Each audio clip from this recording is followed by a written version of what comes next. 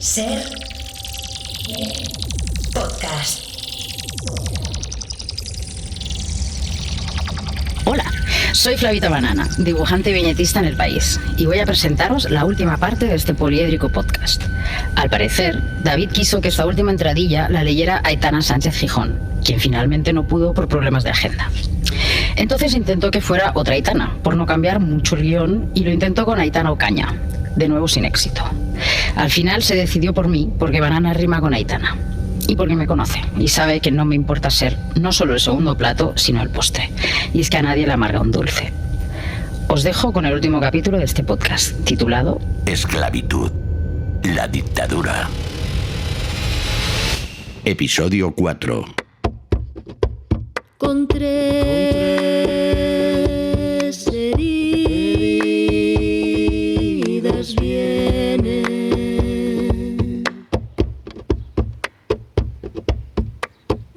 En la provincia de Jaén, en el pueblo de Belme de la Moraleda, empezaron a aparecer hace más de 50 años unas manchas con aspecto de rostro humano en las paredes y en el suelo de la casa de una paisana, llamada María Gómez Cámara. Las famosas caras de Belme, según María, no eran más que los rostros de los familiares que había perdido durante la Guerra Civil, concretamente durante el asedio del santuario de la Virgen de la Cabeza. No sabemos a ciencia cierta si las caras fueron creadas o simplemente aparecieron, pero me sirven para elaborar una última metáfora potente y visual en este cuarto y último episodio. Las heridas que no se curan, traumáticas, que se enquistan y aparecen tiempo después. Bueno, yo vi una cara en el suelo, pero se figuraba que es que la vista me lo hacía, porque entonces estaba mala con las calenturas. Tenía las fiebres martas. Y yo creí que de la fiebre me hacían a mí aquellas figuras. Y llamé a las vecinas y vinieron y vieron que era una cara. Pero aquello se destrozó, porque queríamos que fueran manchas de la cocina. He vuelto a la estación espacial. Desde aquí podremos analizar tranquila y panorámicamente algo en lo que tampoco nos ponemos de acuerdo los españoles: el franquismo. Para mí, la historia es nuevamente una, y bastante simple. Acabada la guerra, Franco utilizó todos los mecanismos a su alcance para hacer del país su cortijo. No miraba por nadie, salvo por él. No hizo caso a las peticiones de aquellos que lo habían apoyado durante la guerra. Ninguneó a los monárquicos, a los falangistas, al resto de militares, e hizo lo necesario para crear un régimen en torno a su persona, una dictadura. Para ello, una de las herramientas que usó fue la feroz represión. Le he pedido al escritor y periodista Paco Cerdá, Premio Nacional de Narrativa, que le ponga nombre y rostro a esa represión. El parte dice: la guerra ha terminado. Nada ha terminado. Todo está empezando. Ahora se llama posguerra y no hay boato en ella. Es todo más oscuro, íntimo, pequeño, atroz. La posguerra es la vida de Eulalio, ese joven de 19 años encerrado dentro de las alambradas del campo de concentración francés de Saint-Cyprien. Lo cercan los piojos, las pulgas, las ratas. Come platos con 14 garbanzos y una taza de agua color café con pedazos de pan. A ratos muertos lee El Quijote y sueña con Silvia, la chica de la foto que le han mandado. La posguerra es la vida de Pepe, un chico de 17 años encuadrado en el batallón de trabajadores del Valle del Roncal. Uno más, condenado a trabajo forzado. Cada día el pico, la pala, la montaña. La inacabable montaña en este mar de montañas a donde las mulas de España, perdedores de la guerra, tienen que abrir una carretera.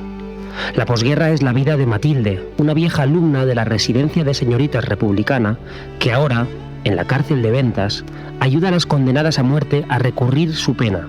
También a ella le han pedido pena de muerte por comunista, pero Matilde le escribe a su hija Carmencilla, refugiada ya en México con sus tíos, y le cuenta que ayer se posó un jilguero en su ventana y se acordó mucho de ella. Quizá viniese de tu parte, ¿verdad? Dijo pi, pi, pi, ahuecó las plumas y se fue volando otra vez.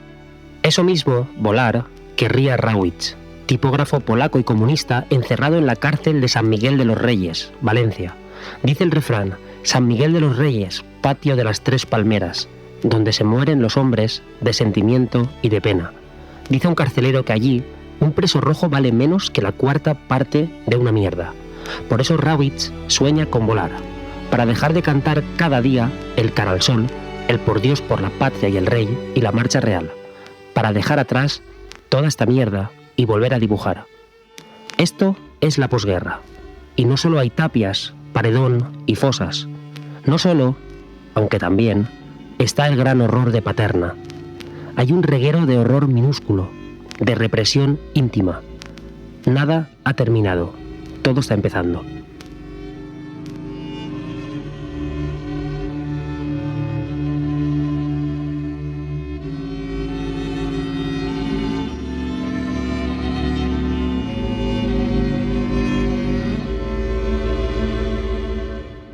El acero contra la carne. Desde el día 1, Franco usó el poder para reprimir y asfixiar al pueblo español. 5 semanas antes de fallecer, el 27 de septiembre de 1975, firmó una sentencia de muerte por fusilamiento a 5 personas. El año anterior había ordenado el asesinato de otro preso político, Salvador Puig Antich, a quien se le aplicó el tortuoso garrote vil a los 25 años. Europa mostró su descontento con el régimen ante aquellas ejecuciones. El continente siempre condenó la violencia por mano fascista en España, pero poco hizo para evitarlo. El golpe de Estado triunfó por la pasividad intencionada de Francia, Inglaterra y Estados Unidos. Pero no miré de nuevo por los cerros de mi tierra y volveré al hilo de esta reflexión. Las heridas que no cierran bien vuelven a aparecer, a supurar un dolor imborrable. Envidio profundamente a otros países que han logrado contar y condenar su propia historia de manera ejemplar. Aunque mi oficio y mi vocación es escribir, estudié traducción de alemán, francés e inglés. Hace más de una década viví 2 años en el país germano. Allí comprobé de primera mano que a ningún alumno se le habría ocurrido levantarse del asiento y gritar Heil Hitler. ¿Recordáis que en España una alumna se levantaba en clase y gritaba entre risas ¡Arriba España? La noche y el día en cuanto a memoria democrática. Por no hablar de las veces que escuché eso de que Franco no era tan malo porque gracias a él disponemos hoy día de pantanos. A ver qué alemán te sale con que Hitler construyó casi todas las autovías del país. Entonces, ¿qué historia del franquismo debemos contar? ¿Fue un régimen a condenar o debemos resaltar también sus aciertos? ¿Qué virtudes tendría este? ¿Llegaremos a ponernos de acuerdo algún día y a contar una misma historia de lo sucedido? ¿Qué hacemos con el Valle de los Caídos? ¿Lo mantenemos con dinero público? ¿Dejamos que se caiga o lo convertimos en un centro laico y de memoria? ¿Dejará de ser pronto el fortalecimiento de la memoria democrática una asignatura pendiente? Para responder a estos interrogantes, al acabar este episodio abriré una mesa de diálogo con 2 terrícolas millennials que aceptaron venir hasta esta nave espacial. Pero antes, entrevistaré brevemente a 3 personas de generaciones distintas a quienes les leeré un pequeño texto literario y les haré reflexionar sobre él. Los 3 entrevistados serán Eugenio del Río, Miguel Martínez del Arco e Isa Calderón.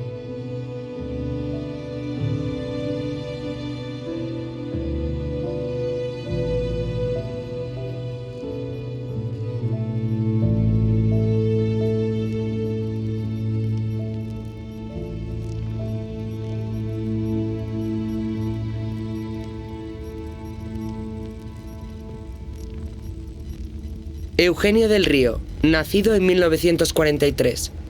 Eugenio, empezamos contigo. Eugenio luchó contra el franquismo desde su juventud. Fue secretario general del movimiento comunista. Tuvo que exiliarse varios años a Francia. Y ha escrito varios libros sobre los movimientos protestas. El último, titulado Jóvenes antifranquistas, describe aquella juventud que en los estertores del régimen luchó y sufrió para derrocarlo. Antes que nada, perdonad oyentes, si se oye alguna intermitencia, pues Eugenio, por haber cumplido recientemente 82 años, ha preferido quedarse en la Tierra y esta conversación será telefónica. ¿Nos escucha, Eugenio? Perfectamente. Genial. He dicho que tiene 82 años, ¿estoy en lo cierto? Sí, exacto. Perfecto. Voy a leerte un episodio de mi novela, La península de las casas vacías.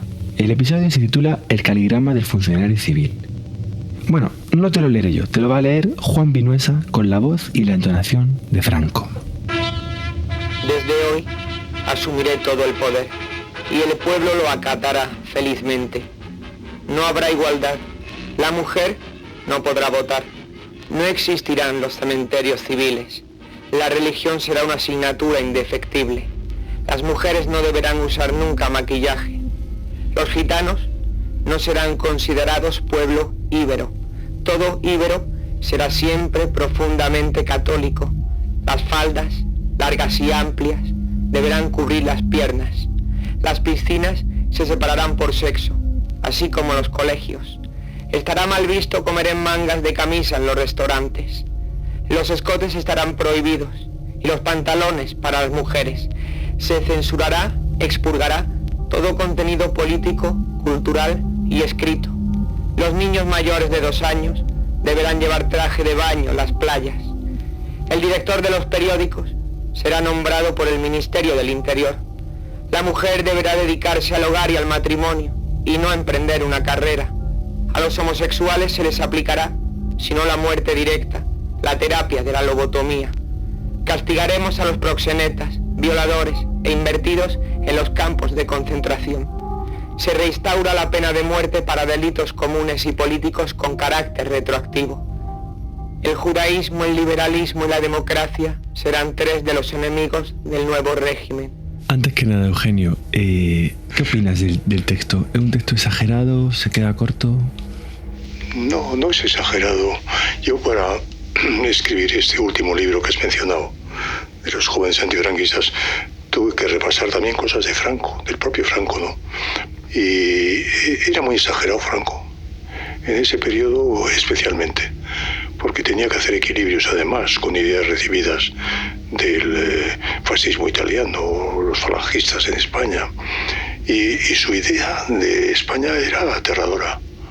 O sea, era una España primero cortada por la mitad, de la que se excluía a una mitad, a la mitad mala, y luego estaban las mujeres y los niños. El objetivo de la guerra, en cierta forma, era hacer una España en la que los niños fueran diferentes. Esa era una ambición de Franco, explicitada en algunos textos. O sea que no me parece exagerado, ¿eh? ¿Crees que consiguió lo de los niños? No, consiguió niños apolíticos, silenciosos, una minoría que eran los hijos de los perdedores, que sufrían, aunque en muchos casos no sabían, porque en su casa no se hablaba de eso, por miedo, por lo que fuera. Pero finalmente no lo consiguió. O sea, que administró mal su propio sistema, ¿no? Sí, exactamente. No conquistó. Ideológico. O sea, los aspectos más modernizadores estaban por encima de lo que podía ser la ideología del aparato del régimen. Y eso fue muy importante, porque cuando hablamos de la juventud de los años 65 en adelante, la última década de Franco en vida, esa juventud es hija de la modernización, y es ahí cuando surge una ola de jóvenes antifranquistas como no había habido anteriormente. Durante estos 4 episodios del podcast hemos podido charlar con profesores, con alumnos, y yo también durante la promoción de la península por todas las provincias prácticamente del país, y tengo la sensación, y he recogido mucho testimonio de gente que dice que si hay unas elecciones pronto, que los jóvenes, que aquellos que votarán por primera vez a sus 18 años, votarán a la extrema derecha. ¿Tiene algún sentido esto para ti? ¿A qué crees que se debe esta realidad? La verdad es que a veces no tenemos suficientemente en cuenta, ¿no? O sea, la dificultad de una generación para comunicarse con la siguiente. No digamos con 2 o 3 después, ¿no? Yeah. La generación mía no ha afinado mucho tampoco. A veces, pues la gente que estuvimos más comprometida, pues quizá ha habido un exceso de autosatisfacción por nuestro compromiso antifranquista, falta de sentido autocrítico para reconocer los propios errores y dificultad para empatizar con chicos jóvenes que venían después, con otros marcos ideológicos, a veces muy diferentes, pero el lenguaje tenía que ser capaz de comunicar, no trincheras generacionales, ¿no? Y creo que nos hemos atascado un poquito como generación, ¿eh? Por eso no hemos venido hasta la estación espacial, para intentar entablar ese diálogo con nuestra propia historia con suficiente distancia, a ver si así es más sencillo. Pero yo creo que incluso así está la cosa difícil. Muchas gracias, Eugenio. Cuando baje de nuevo a la tierra te daré un abrazo y te lo agradeceré. Allí te esperaré, David. Un abrazo. Un abrazo.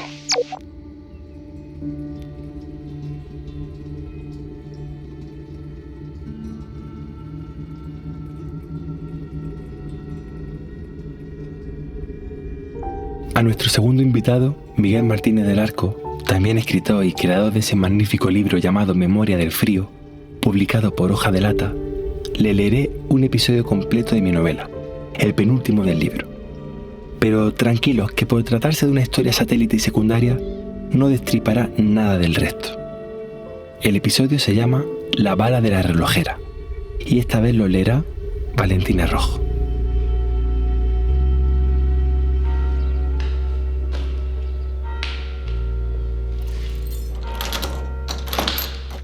Rosa, la relojera de Jándula, no había abierto la relojería desde que había comenzado la guerra.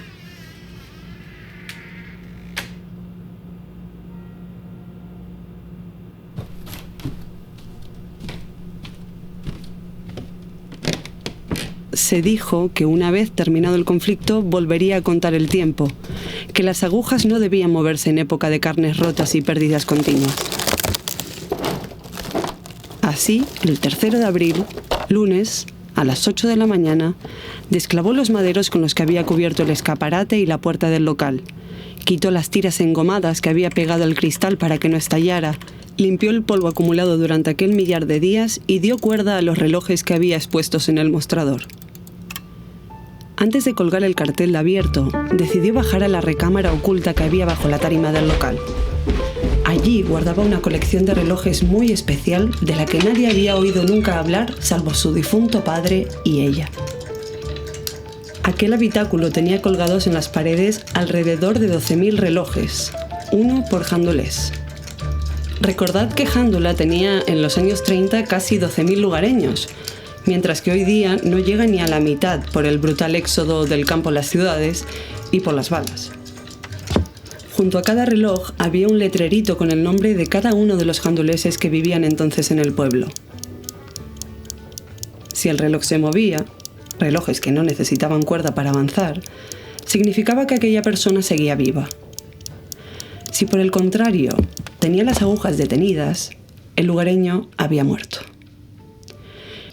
Y si las agujas andaban a una velocidad lenta y pesada, al dueño de aquel reloj le quedaba muy poco de vida. Rosa se echó las manos a la cabeza al descubrir el número de relojes parados. Sabía que habían muerto janduleses debido a aquella guerra, pero nunca habría imaginado que tantos. Sin embargo, lo que más le impresionó no fueron los relojes parados, sino los que seguían moviéndose a una velocidad ralentizada. Según sus cálculos, casi una décima parte de los janduleses que habían sobrevivido a la guerra iban a morir en los próximos días. La pobre pensó que la guerra volvería. No se imaginó que tantas muertes vendrían de la recién instaurada dictadura. Cargó contra ellos como si tuvieran culpa de algo, cuando no eran más que meros mensajeros. Solo dejó uno en su lugar, el propio. Era el único que estaba cubierto por un cajetín de madera. Nunca lo había mirado. Le daba miedo encontrárselo con un ritmo casi inexistente.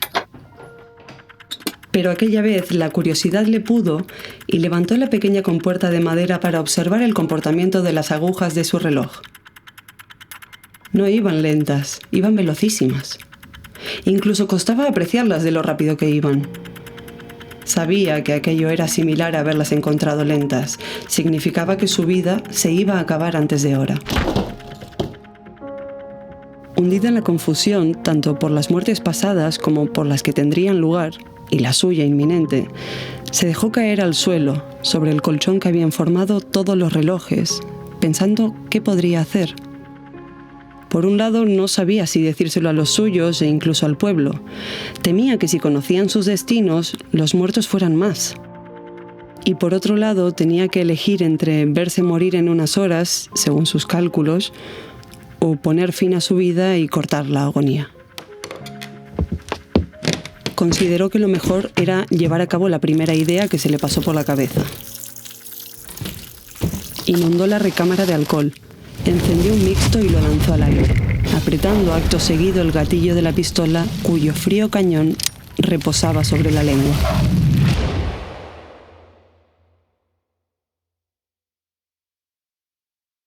Apagado el fuego, nadie supo nunca por qué Rosa guardaba tantos relojes en el trastero de su tienda.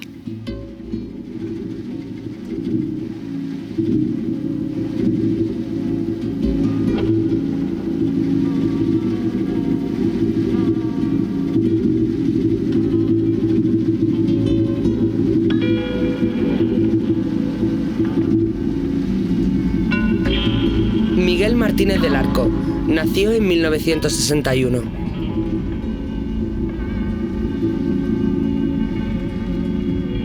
Miguel Martínez del Arco, ¿cómo te encuentras? Pues nada, encantado de estar aquí contigo. Muchas gracias. Y de escuchar el relato. Muy feliz. Que yo ya lo había leído. Gracias, muchas gracias y gracias por haber acudido aquí hoy. ¿Qué conclusión sacas del relato? Pues mira, saco varias conclusiones. Una, que el relato trata de reflejar el tiempo detenido que supone el marasmo de la guerra, sin imaginarse lo que iba a suponer la posguerra, y como con el deseo de recuperar la vida. Y después yo creo que me importa esa figura de los relojes detenidos y los relojes que caminan lentamente o muy rápidamente, porque para mí refleja muy bien lo que fue la posguerra. La posguerra estuvo llena de silencio. La dictadura no solo fue un tiempo de silencio, sino de murmullos, de susurros, y esos susurros son esos relojes. Yo creo que, sin embargo, quiero decir, para mí, probablemente ella se quita la vida erróneamente, no iba a morir. Qué lindo. ¿En qué año naciste, Miguel? Yo nací en el 61. Yo soy el hijo de la mujer que más tiempo pasó en las cárceles españolas. Mi madre, Manolita del Arco, pasó casi 19 años en la cárcel, y mi padre pasó casi 27 años en la cárcel. Y yo me crié en un gineceo. Pero cuidado, yo tuve una infancia compleja, pero no infeliz. Una infancia dura, pero no triste. Yo no podía ir a un colegio público, por ejemplo. Estaba prohibido, con mi padre en la cárcel, etc. Yo fui detenido entre los 11 y los 15 años 15 veces. ¿Por qué? Por el hecho de ser el hijo de dos peligrosos militantes de la democracia. ¿Cómo se llama tu madre? Manolita del Arco. Cuéntanos un poco sobre ella. ¿Por qué estuvo tanto tiempo en prisión? Mi madre es hija de la República, es de una familia muy pobre. Ella es hija de madre soltera. Mi abuela era una cocinera analfabeta, y ella, gracias a la República, pudo vivir con unos tíos y fue becada. Y esa beca le permitió llegar a la puerta de la universidad. Cuando estalla la guerra, tiene 16 años y gracias a su beca se ha podido matricular. Entonces, ella responde mucho a los valores republicanos, pero además en la guerra ella se involucra en la defensa de Madrid y empieza a militar en una organización de izquierdas, en la Federación Universitaria Escolar, después en el Partido Comunista, y bueno, y es detenida inmediatamente, incluso antes del fin del conflicto, cuando se produce el golpe de Estado de Casado. Debió hacer tu madre una familia increíble en la cárcel, ¿no? La cárcel de mujeres se convirtió en grandes espacios de sororidad y en grandes espacios de construcción de elementos que entonces ni sus propios compañeros de militancia ni el entorno lo reconocía, pero en el sentido de generar un espacio socioafectivo que ahora entendemos un enorme valor político, es el feminismo. ¿Puedes contarnos algo, sin contar demasiado para también que se lean tu novela Memoria del Frío, pero sobre ese código que inventaron de costura para comunicarse entre ellas la prensa? Cuéntanos un poco.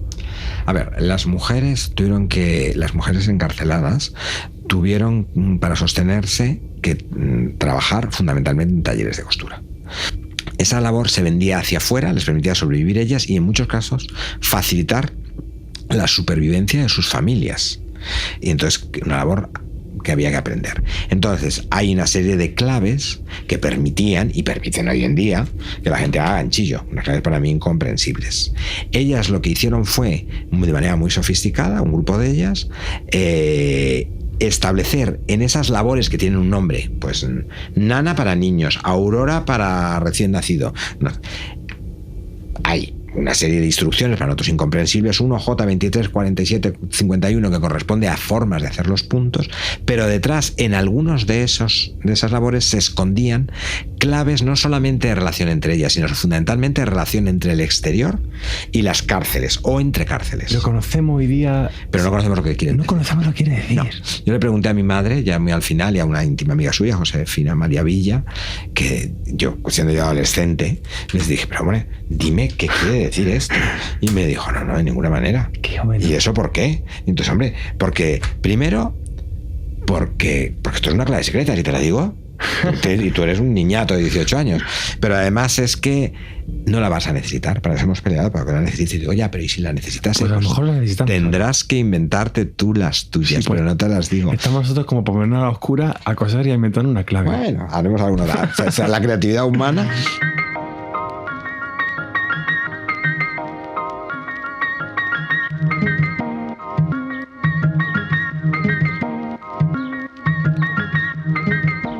Isa Calderón, nacida en 1983.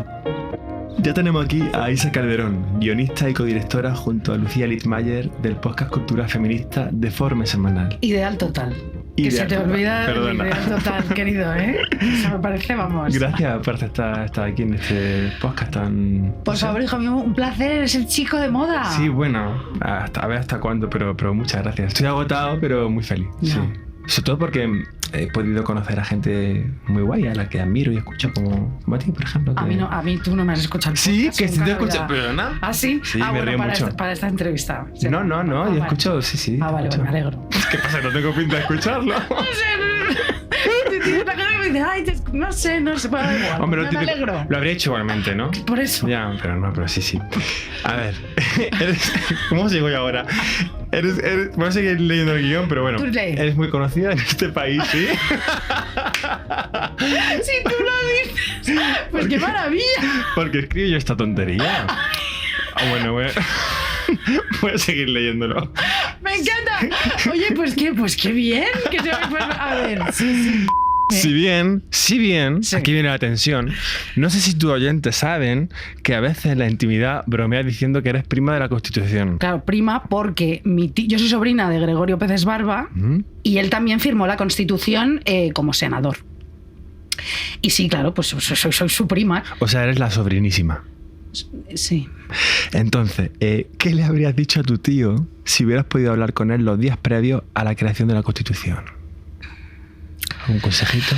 Le hubiera dicho, tío Gregorio, ten en cuenta a las mujeres. Por ejemplo, ¿no? Ten muy en cuenta a las mujeres, que todavía no hemos empezado a tenerlas en cuenta.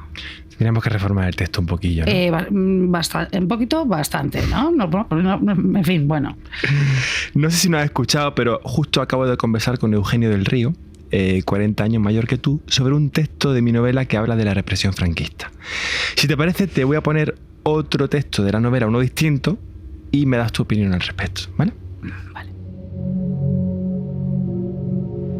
Todos sabemos que cuando un cuerpo cae en una chuza, nuestra planta autóctona, se congela enteramente y que hay que esperar a que se descongele de forma natural.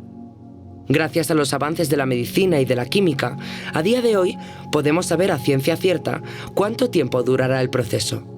Si un cuerpo cae en verano o en primavera sobre las hojas heladas, una vez lo separemos de la planta, tardará entre 6 meses y 1 año en descongelarse. Si se cae en otoño, entre 1 año y 2. Sin embargo, si lo hace en invierno, depende de los cuerpos. Como estos 2 niños cayeron en invierno, aunque fuera a finales, hice lo correspondiente con varios pedazos de sus cuerpos. Los analicé y el resultado es estremecedor. El agua gélida se ha hecho con todas sus células, y si fueran descongelados hoy, no habría nada debajo del hielo, solo agua y nada más que agua. Pero tampoco lo habría dentro de 1 año, ni de 2, ni de 10. Si los cálculos son acertados, el tiempo oficial de deshielo para los 2 niños es de 36 años. Pues bien, anoche pude comunicarme con la madre y es mi deber transmitiros su decisión. Quiere que sus hijos sean descongelados con la entrada de esta primavera. No concibe abandonarlos al tiempo y que vuelvan a la vida casi 4 décadas más tarde. Es una decisión no exenta de rabia, pero hay que ponerse en el lugar de la mujer. Llegó el momento esperado. El farmacéutico dio el visto bueno y el pueblo comenzó el proceso del descongelamiento. Cada lugareño se acercaba con un cacillo de latón lleno de agua templada y la vertía sobre las 2 piezas de hielo. El agua, poco a poco, fundía a los niños. Unas horas después, ya habían perdido la mitad de sus cuerpos. Tal como predijo Fermín, en el suelo no había sangre diluida ni carne desleída, solo agua clara. Era cierto que no había apenas materia en el hielo. En aquel mismo lugar, en la pequeña hondonada que recogía el agua caída, iba a crecer un aliso que en unos años se haría fuerte y robusto y duraría más que cualquiera de los que habían presenciado aquella guerra. Por cierto, si os preguntáis la razón por la que he preferido descongelarlos y matarlos a que despertaran en 40 años, os la resumo. Me daba pena que en 4 décadas los niños despertaran en una sociedad que en lugar de tratar la guerra con una firme memoria histórica, firmara un pacto de silencio y dedicara únicamente un par de páginas en los libros de texto al conflicto. Y es que un sino parecido al deshielo de los niños le aguardaba al país. Si nada lo impedía, Franco iba a ganar aquella guerra e impondría una dictadura durante 36 años. Congelaría las voluntades y las libertades, arrebataría el poder a los débiles y el alma a los contrarios, e impondría las escamas del fascismo a todas las pieles de Iberia, imbricadas.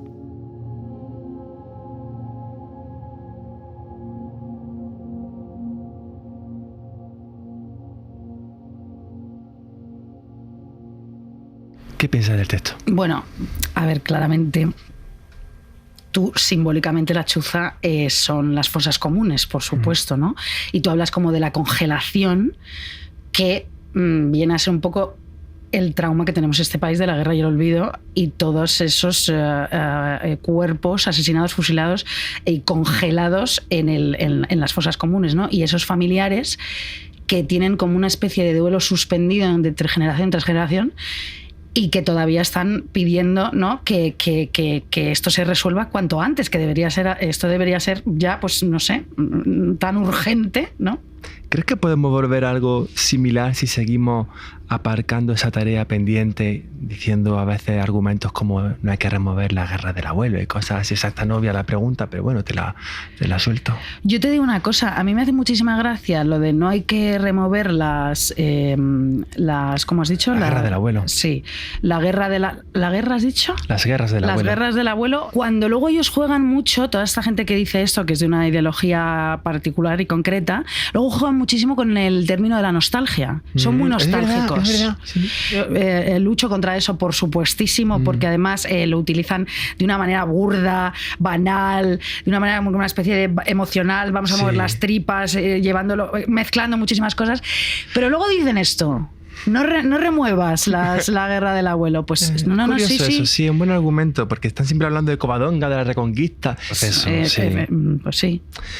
¿Cómo crees que podemos luchar contra quienes siembran a través de TikTok y de las redes sociales la idea de que el fascismo es la mejor alternativa? Porque parece surrealista, pero está ocurriendo. O sea, los jóvenes entre 16 y 18 años están algunos con la arenga franquista de nuevo liados, ¿no? O sea, no sé cómo.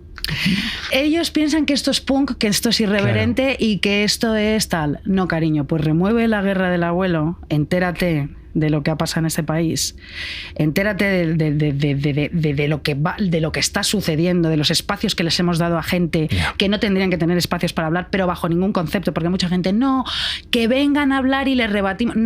No hay espacio para eso, se supone que está superado. Se supone que la historia nos enseña algo, claramente. Sí.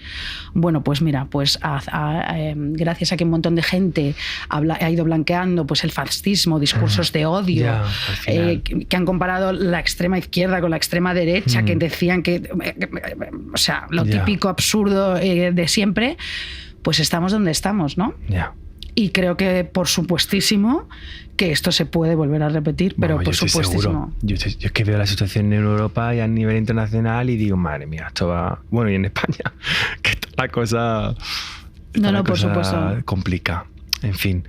Bueno, pues eso es todo. Ya está. Te puedes ir. Hijo mío. Isa Calderón, muchas gracias. Muchísimas gracias. Puedes volver a la Tierra porque supuestamente estamos en la estación espacial. Eso no te lo había dicho. Ah, no me lo habías dicho, no. Pues venga, para la Tierra. Venga, para la Tierra. Pues para la Tierra. Hala. Chao. Adiós.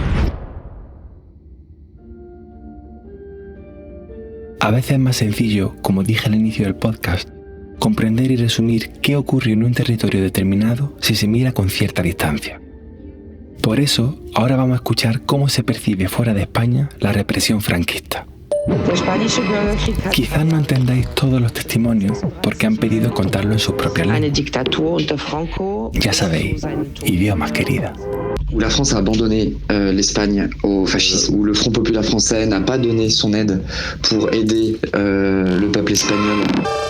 我对西班牙内政的了解非常有限，因为我没有在学生期间深入学习过这段历史。 Во время гражданской войны в Испании множество детей оказалось в опасности. Чтобы предоставить им безопасность, они были отправлены за границу. Среди стран, которые приютили этих детей, были. Многие из них смогли вернуться в Испанию только намного позже, после окончания Второй мировой войны. For me as an American, the Spanish Civil War is summarized most by the art that comes from it. Of course, we learned about it in school, but you forget most of that. But you never forget the feeling of looking at Guernica or Salvador Dali's Boiled Beans or Ernest Hemingway's writings or George Orwell's writings about their experiences, or that little film Hemingway made. Those pieces of art touched me more than anything else I learned in school. هي بريغادات انترناسيوناليس في الناس من بزاف ديال البلاد جاو لاسبانيا باش يحاربوا الفاشيزم وخاطروا حياتهم على حاجه ما عندهم عليها حق. Bojovali tam nějaké spojené jednotky španělské levice proti Frankovi, ale nakonec se ukázalo, že nebyly zas tak spojené. Es war eigentlich ein Krieg zwischen der demokratisch gewählten Republik und Franco, der von Mussolini und Hitler unterstützt wurde, also mit einer faschistischen Armee. Es gab riesige Massaker wie in Guernica, was auch Picasso zu seinen berühmten Gemälde inspiriert hat. Und danach war Spanien eine Diktatur unter Franco bis zu seinem Tod im Jahre 1975. Antes de pasar a la mesa redonda, quiero dar la palabra al poeta Juan Herrero, ganador de la Donais de Poesía en 2024 con Cartografía de Nadie, a quien he traído hasta esta estación espacial sin contarle la razón. Juan, bienvenido. Bien hallado, David, muchas gracias. Como acabo de informar a los oyentes, has venido totalmente a ciegas. No sabes para qué te hemos traído hasta aquí, ¿es así? Es así. Pues te voy a leer un poema de Federico García Lorca escrito en el 29 en Nueva York. Se titula Fábula y rueda de los tres amigos. Bueno, en lugar de leértelo yo, te lo va a leer Alberto Conejero. Cuando se hundieron las formas puras bajo el cri-cri de las margaritas, comprendí que me habían asesinado. Recorrieron los cafés y los cementerios y las iglesias, abrieron los toneles y los armarios, destrozaron 3 esqueletos para arrancar sus dientes de oro. Ya no me encontraron. No me encontraron. No me encontraron. Pero se supo que la sexta luna huyó torrente arriba y que el mar recordó, de pronto, los nombres de todos sus ahogados. ¿Qué te parece el poema? ¿Crees que Lorca intuía su posible muerte futura? Wow, el poema es maravilloso. Yo, que me traías a ciegas, no sabía muy bien con qué me iba a encontrar, pero... fíjate, últimamente estoy leyendo cosas de Federico a las que no estaba tan acostumbrado, ¿no? Porque su teatro y su poesía lo conocemos muy bien, pero no así tanto igual las conferencias. Y estoy recordando una que dio justamente a propósito de este libro, Poeta en Nueva York después del viaje. A mí de esta conferencia lo que me interesa particularmente es que él en 1932 todavía no se había publicado el libro y él va a presentarlo a la residencia de señoritas y les dice que ha escrito una serie de poemas que no son aptos para ser comprendidos sin la ayuda cordial del duende. Y eso me interesa mucho. Primero, al final, porque la palabra cordial comparte etimología con el corazón, ¿no? Y por otro lado, me interesa mucho el término duende, ¿no? Conocemos perfectamente este poema, pero él habla en esa conferencia de que lo verdaderamente terrible de Nueva York, que es la deshumanización, habla de un ejército de ventanas donde ni una sola persona tiene tiempo de mirar una nube. Qué bonito. Entonces, él es premonitorio en muchas cosas, no solo en su propia muerte, sino también en lo que va a ser la sociedad del futuro y en lo que va a ser un poco pues el mundo del siglo que viene, ¿no? Qué lindo. Bueno, además de para traernos esta bellísima reflexión, no sé si ya habrá deducido la razón por la que estás aquí. No. Encima de la mesa tiene un folio y un lápiz. Vamos a poner una canción protesta que tenga los suficientes años como para que no tengamos que pagar por los derechos de autor, que es muy complicado. Y a la vuelta te pediremos que leas un poema que habrás improvisado siempre y cuando accedas durante los escasos minutos de la canción a componerlo. Queremos saber qué compondría un poeta si supiera que en solo 3 minutos lo van a matar. ¿Crees que serías capaz de escribir algo así? Bueno, pues vamos a intentar jugar a ser un repentista, ¿no? Venga, genial. Pues te damos 5 minutillos, ponemos la canción y a la vuelta escuchamos ese poema ante la muerte inminente que Juan Herrero crea para nosotros.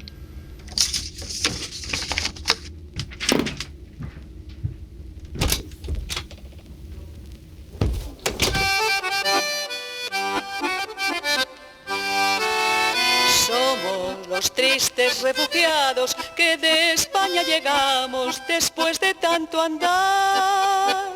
Hemos pasado la frontera a pie por carretera con nuestro ajuar. Mantas, macutos y maletas, 3 latas de conserva y algo de humor. Es lo que hemos podido salvar después de tanto luchar contra el fascio invasor. Y en el campo de Argelés, Urber, nos fueron a encerrar para no comer. Hoy que ni cagar podemos, sin que venga un Mohamed. Nos tratan como penados y nos dicen los soldados, ale, ale. Nos tratan como penados y nos dicen los soldados, ale, ale. Dicen que en el instante de la muerte nos cegará la luz, pero quién sabe qué será la luz, ni qué significado de la palabra instante es el que mide el tiempo que una bala necesita para pasar de lado a lado el aire hasta alcanzar el pecho que le ofrece sus páginas en blanco. Tan solo me arrepiento de las cosas que por vergüenza o miedo nunca hice. Por lo demás, dejadme la esperanza. Me resisto a creer que los disparos puedan llevarse toda la alegría.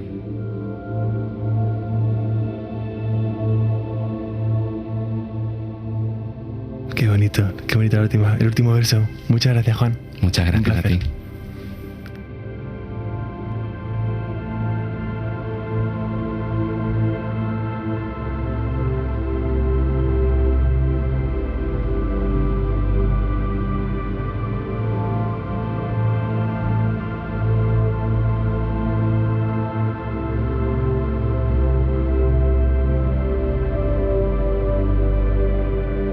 Vamos con el último debate de este podcast, las 4 heridas.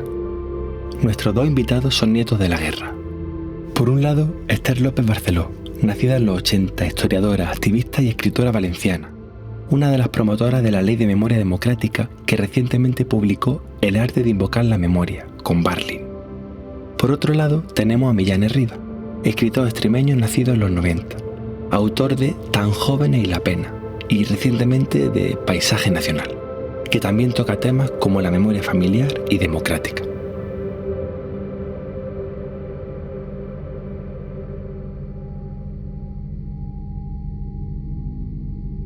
Buenas noches eternas y espaciales a todos. ¿Cómo sienta la ingravidez? Ay, a mí muy bien, ¿eh? ¿Sí? Sí, se me ha quitado la fibromialgia de golpe. Qué bien. ¿Y tú, Millán, echas de menos la Tierra? Solo un poco, porque la verdad es que yo soy una persona que echo bastante de menos los lugares por los que paso. En ese sentido soy bastante quejica. Bueno, pues alejados de esa tierra por la que tanto habéis luchado en vuestros escritos, con conciencia y sensatez y mucho trabajo, vamos a charlar un poco. Os he elegido porque, aunque el término a veces nos eche para atrás, sois los dos millennials y escritores cuyas obras reclaman, gritan, señalan y cambian a vuestro alrededor. Así que, si me lo permitís, tengo aquí preparada una batería de preguntas para que conversemos un rato. ¿Os parece? Sí, yo quiero decir que Esther es más millennial que yo, porque comparte más stickers y GIFs por WhatsApp y yo creo que eso la convierte en más millennial. Sí, y tú estás ahí casi en la generación Z por un par de años, creo, ¿no? Bueno, tampoco me puedo venir arriba. Estás preparado por lo que veo. Bien, primera pregunta. ¿Por qué hay a quienes les tiembla el pulso a la hora de sumar a Franco o de llamarlo dictador? Bueno, es que a quien le supone un problema, evidentemente, es porque es su heredero ideológico, sino su descendiente directo prácticamente, ¿no? Además, estamos hablando de dos medidas. Por ejemplo, la exhumación de Franco costó muchísimo. Yo recuerdo que fue en 2018, yo de hecho tuve unas intervenciones en televisión con una señora franquista que estaba allí en el Valle de Cuelgamuros, y decía que iba a hacer noche con unos voluntarios para que nunca se llevaran el cuerpo de Francisco Franco. Y bueno, fue bastante interesante ver cómo este tipo de personas, ¿no? Que todavía existían en el 2018, ahora no solo existen, sino que se han reproducido, ¿no? Y lo que en entonces era de alguna forma algo que daba vergüenza ajena, ¿no? Y que bueno, era prácticamente una anécdota, ahora se ha convertido en algo peligroso y en algo que realmente puede ser que llegue incluso a ocupar algún ministerio del gobierno. Entonces, que la ultraderecha esté creciendo es también una respuesta a que en este país no ha habido unas políticas realmente de memoria democrática firmes y digamos que valientes, sino que llevamos 40 años, más de 40 años de democracia, y en estos más de 40 años de democracia se ha seguido manteniendo la impunidad del franquismo. Y yo creo que cuando no sientas en el banquillo de los acusados a los criminales, evidentemente se tiende a normalizar esta sociedad las ideas que defendían y las ideas por las que mataban. ¿Recordáis el vídeo de aquella señora el día que sumaron a Franco gritando «¡Queremos ir a misa! ¡Quiero ir a misa!»? ¿No sabéis? ¿No habéis visto el vídeo? Sí. Ese vídeo para mí es el mejor vídeo, no sé, después de Las vecinas de Valencia, precisamente, creo que es el mejor vídeo que hay en internet, ¿no? Se lo enseñaba mucho a mis amigos franceses, porque para que entendieran la locura colectiva, porque allí en Francia era lógico que se sumara al cuerpo de Franco, ¿no? Y aquí una señora gritando, peleándose con la policía por querer ir a misa ese día, precisamente. En fin, Millán, ¿algo que añadir? Sí, yo creo que Esther ha apuntado una palabra sobre la que yo quería precisamente pararme, que es la vergüenza. Probablemente hay una parte de la población una serie de personas que tienen a Franco como un mito político y que haya supuesto una vergüenza que eso sea así. La palabra dictador tiene unas connotaciones que probablemente les dé vergüenza reconocerlo, y quizá la legitimidad que está habiendo gracias a la institucionalización de ciertos discursos políticos pues haga que esa vergüenza empiece a caer, ¿no? Y que llegamos al punto de que puede que en algún momento esas personas no tengan vergüenza en reconocer que Franco también era un dictador, aunque sean capaces de dedicarle alguna loa.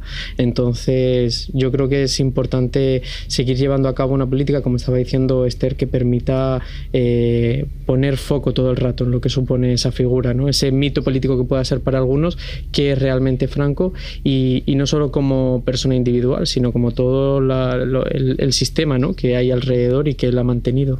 De aquí vamos al siguiente tema, la siguiente pregunta. ¿Qué hacemos con el Valle de los Caídos? Yo no tengo tan claro acerca de dinamitar la cruz, no lo sé, por eso me suscribo lo que digan las asociaciones memorialistas. Lo que sí que creo es que efectivamente hay que convertirlo en un lugar que sirva para ser testigo de alguna manera de lo que supuso la guerra civil y la dictadura posterior, que sirva para que la gente se pueda acercar, que sirva para seguir poniendo conocimiento acerca de ello y sobre todo que no tiene sentido que ese lugar esté sacralizado. Entonces creo que lo primero por lo que hay que empezar es desacralizar ese lugar y convertirlo en un espacio público del Estado que permita a la gente acercarse. Hay un chaval, un historiador que se llama Manu Martín Gallardo, que escribió un artículo en El Diario maravilloso en donde daba una alternativa que pasaba por no destruir la Cruz del Valle y que tenía como ejemplo un relieve fascista que hay en Bolzano, en el que aparece representado Mussolini montado a caballo con el brazo en alto y una leyenda que decía credere, obedire y combatere, creer, obedecer, combatir. Y en 2014, tras un concurso público, se decidió intervenir el monumento con carteles LED donde se expone una cita de Hannah Arendt que dice: nadie tiene derecho a obedecer. O sea que yo también pongo encima de la mesa un concurso público de ideas para que artistas puedan intervenir también, artistas o incluso víctimas, que puedan intervenir la cruz. ¿No os molaría mucho que estuviera llena de grafitis de las víctimas diciendo de todo a sus victimarios? Yo creo que hace falta en este país un centro donde se recoja toda esa memoria colectiva y se explique lo que ocurrió, y creo que ese lugar podría ser un buen lugar. Y luego lo de resignificar la cruz y poner luz de rosa, pues mira, lo dejamos aquí a ver si alguien lo recoge. Luz de rosa lo has dicho tú solo. Sí, bueno, amarilla, pero me parece bien, sí. Rosa, sí, muy bonita. Y para terminar, ¿creéis que para el centenario de la muerte de Franco todavía quedarán cosas por hacer? ¿O dentro de 50 años, cuando alguien escuche este podcast, dirá, qué bien hicimos las cosas? ¿Cómo va a ir el futuro del país respecto a este tema? Pues mira, yo creo que hace 50 años, no pensaba, vamos a decir menos, ¿no? Yo creo que quizá 25 años, no sé si pensarían que en este momento todavía le daríamos tanta importancia, ¿no?, a la recuperación de la memoria, a lo que supuso la dictadura, a lo que supuso la guerra en este país. Entonces nos puede sorprender dentro de unos años ver todavía la vigencia, ¿no? Y cuando llegue el momento de que sean las tataranietas o tataranietas quienes todavía tengan algo que decir con esto. Vaso medio lleno, el mío medio lleno, juntamos los tres. No llegamos a un vaso medio lleno en común. No somos muy optimistas. Bueno, muchas gracias. Cuidaros, porque espero preguntaros en 50 años. Ah, sí, yo estoy segura. Tendré 91, tendré el mismo número de teléfono además. Espero que me llames, David. Te llamarás a tu búnker, estarás metido en un búnker por te mueran las bombas y demás, y haremos el centenario. Yo espero también aguantar. Millán, aguanta. Un abrazo y nos vemos dentro de 50 años. Un beso. Un beso muy grande. Un besito hasta entonces.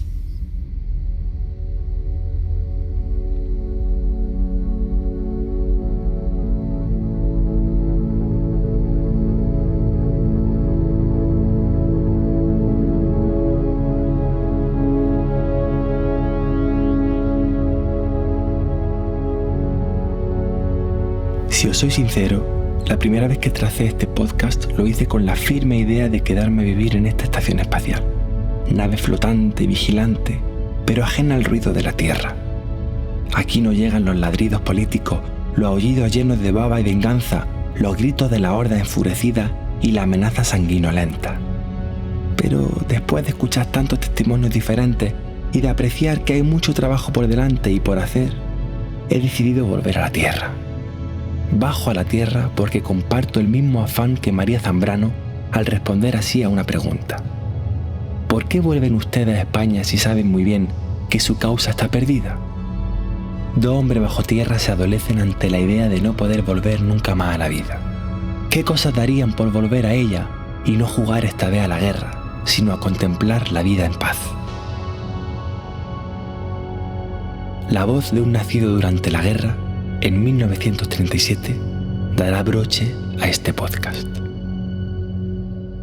José Sacristán, cuando quieras.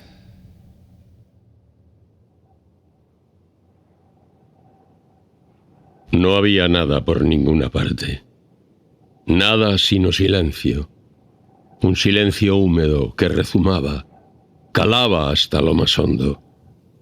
Un silencio que era la ausencia y el vacío de la atronadora refriega ya pasada. No había nada, nada sobre la tierra. Bajo ella, muertos infinitos yacían en confusión. Ahora casi tierra ya también ellos, y todavía lastimada humanidad, sin embargo. Muertos preñados con el plomo de su muerte. Muertos retorcidos en el horror de su martirio. Muertos consumidos en la perfección absoluta de su hambre. Muertos. Sepultados de cualquier modo. Entre las raíces de los vegetales, entregados a esas garras ávidas, insaciables, vivificadas por la lluvia que había escurrido tan largamente por entre piedras y huesos. Ya todo acabó. Ya todos somos uno. Nos une la tierra. Nos iguala la tiniebla de la tierra. Nos liga tanto como nuestro amor, nuestro odio. Nos hermana la comunidad de nuestro destino. Pero sigue la vida. Otros siguen viviendo. No quedó todo detenido un día para nunca más. Las Cuatro Heridas es una producción de Ser Podcast, escrita y narrada por David Uclés. Producción, Valentina Rojo. Coordinación, Ana Alonso. Realización sonora, Roberto García. Ilustración, Daniel Rosés. Canción original, Isamil 9. Llegó con 3 heridas. La del amor, la de la muerte, la de la vida.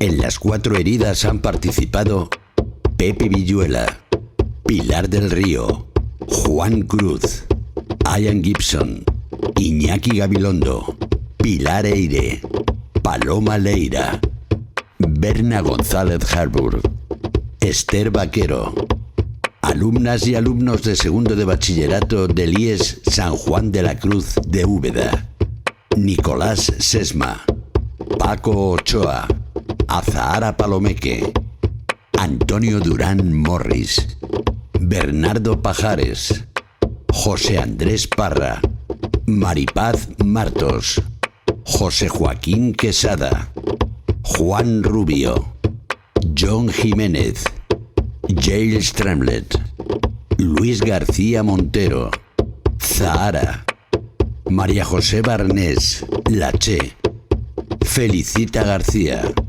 Fernando León de Aranoa, Santiago Palacios, Pilar Adón, Raúl Quinto, Juan Herrero, Alberto Conejero, Eugenio del Río, Flavita Banana, Isa Calderón, Juan Vinuesa, Luisa y Cuco Pérez, Miguel Martínez del Arco, Esther Barceló, Paco Cerdá, Millanes Rivas y José Sacristán. Con 3 heridas yo, la